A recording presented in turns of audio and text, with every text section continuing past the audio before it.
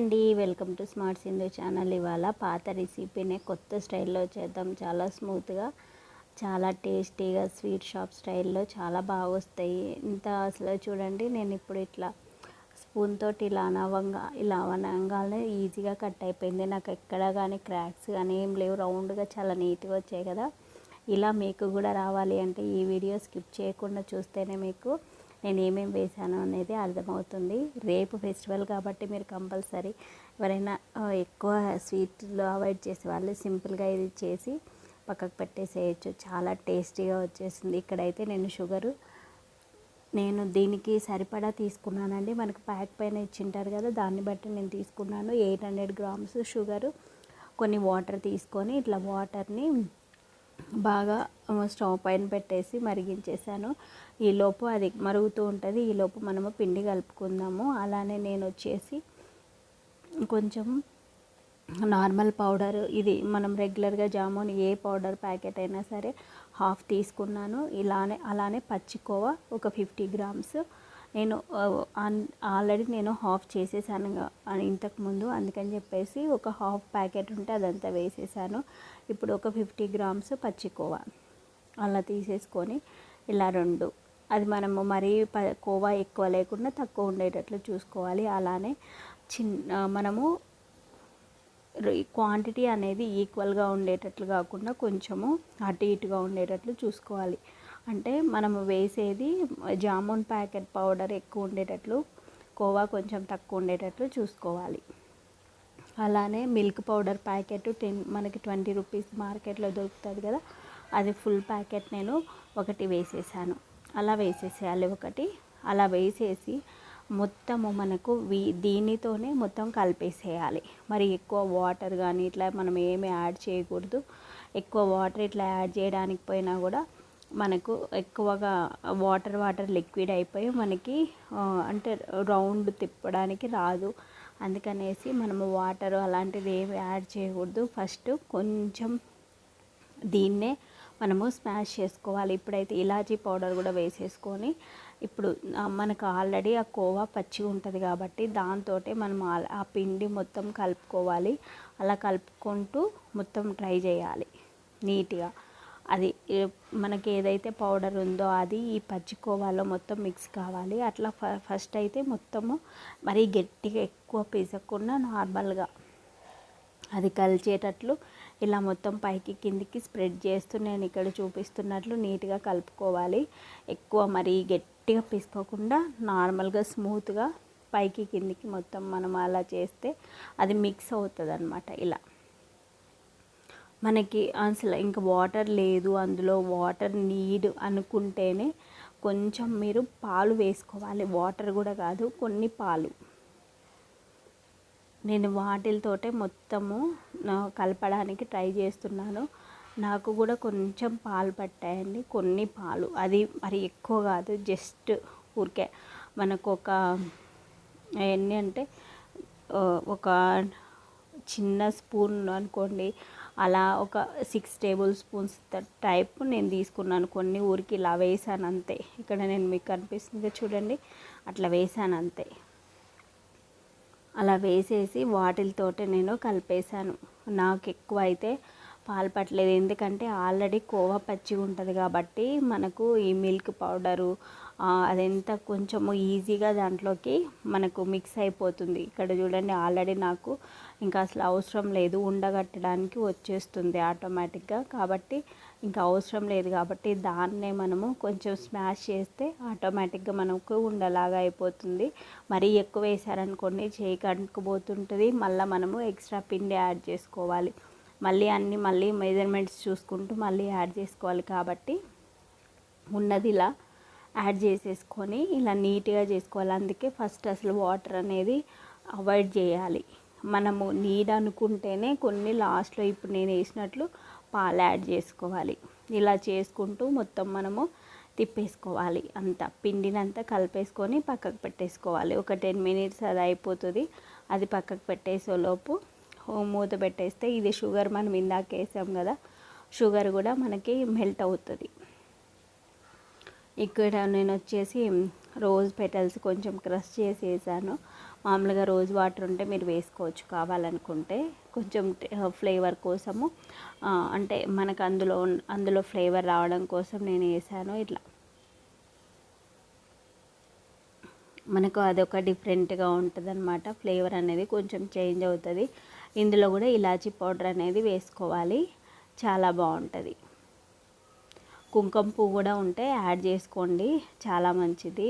Colour కూడా మనకు కొంచెం డిఫరెంట్ అనేది వచ్చేస్తుంది. కలర్ కూడా కుంకుమ పువ్వు అందుకే వేస్తారనమాట. రెడ్ కలర్ ఆరెంజ్ కలర్ వస్తుంది కదా, అలా మనకి కొంచెం థిక్నెస్ అనేది ఎక్కువ వస్తుంది కుంకుమ పువ్వు వేయడం వల్ల. టేస్ట్ కూడా చాలా బాగుంటుంది, హెల్త్ కూడా మంచిది. ఇలాచీ పౌడర్ ఏంటంటే మనకి హెల్త్కు మంచిది, అలానే స్మెల్ కూడా చాలా బాగా వస్తుంది. కాబట్టి ఇలాచీ పౌడర్ ఇందులో కూడా వేయాలి. ఇలా గరిటెతో తిప్పుకుంటూ మనము ఎన్ని మినిట్స్ అంటే మ్యాక్స్ ఒక 6-7 మినిట్స్ మీడియం ఫ్లేమ్లో పెట్టేసి తిప్పేసామనుకోండి, మనకు పాకం అనేది అంటే దీనికి ఈ జామున్కి పాకం అనేది రెడీ అయిపోతుంది. మరి ఎక్కువ స్టిక్కీగా అట్లా కాకుండా జస్ట్ జామున్ పాకం మనకు రెగ్యులర్గా ఎలా చేస్తామో ఇంట్లో అలానే చేసుకుంటే చాలు. మనకు అది మీకు ఎగ్జాక్ట్గా ఎలా తెలియాలంటే, మనం కాసేపు వదిలేస్తే మనకు అది ఉడుకుతుంది అనమాట ఆటోమేటిక్గా. షుగర్ అంతా ఇట్లా మనం తిప్పుతూ ఉన్నాక కాసేపు వదిలేస్తే మొత్తం ఇట్లా బాయిల్ అవుతుంది.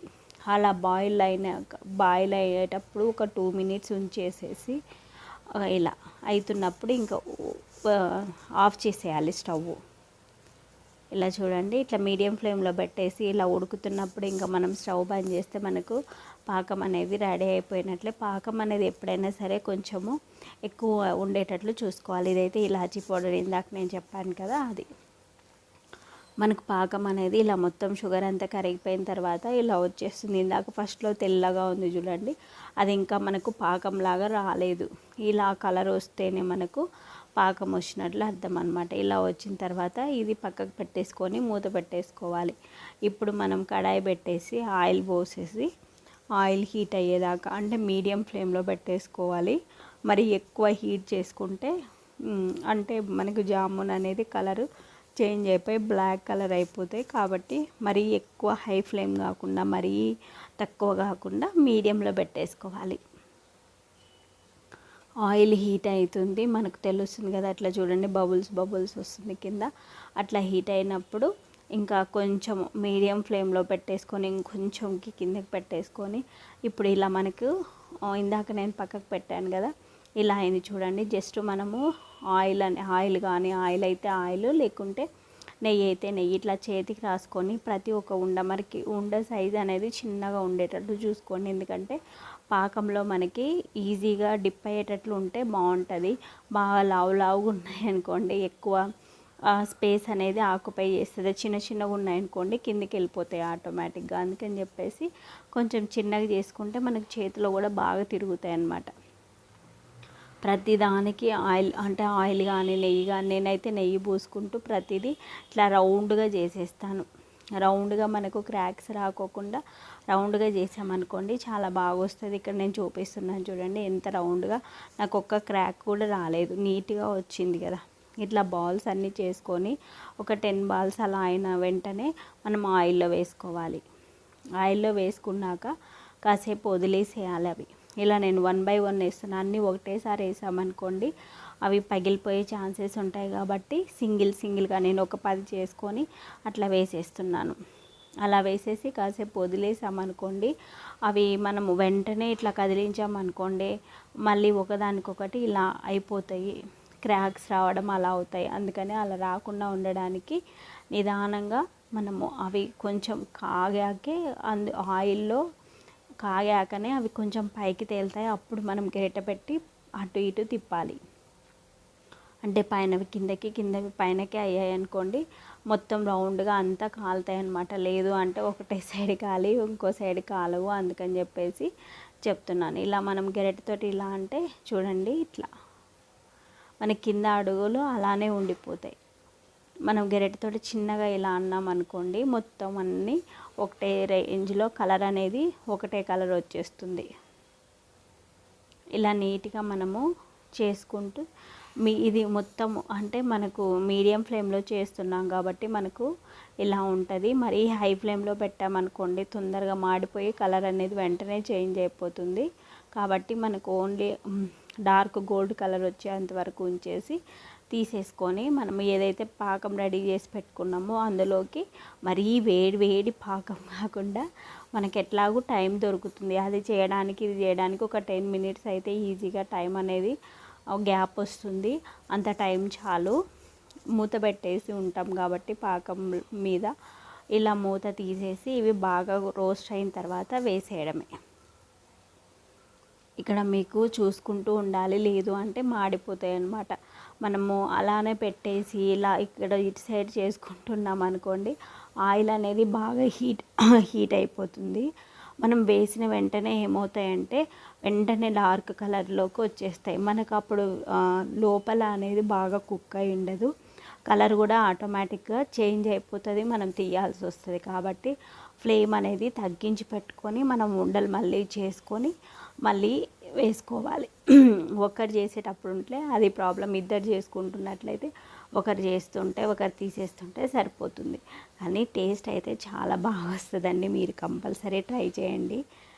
ఇలా మొత్తం అన్నీ ఒకటేసారి తీసేసి నాకు ఇట్లా గోల్డ్ కలర్ వచ్చింది కదా, ఇట్లా నీట్గా నేను అన్నీ ఒకటేసారి తీసేసి పక్కకి మన ఏదైతే పాకం రెడీ చేసి పెట్టుకున్నానో అందులోకి వేసేస్తున్నాను.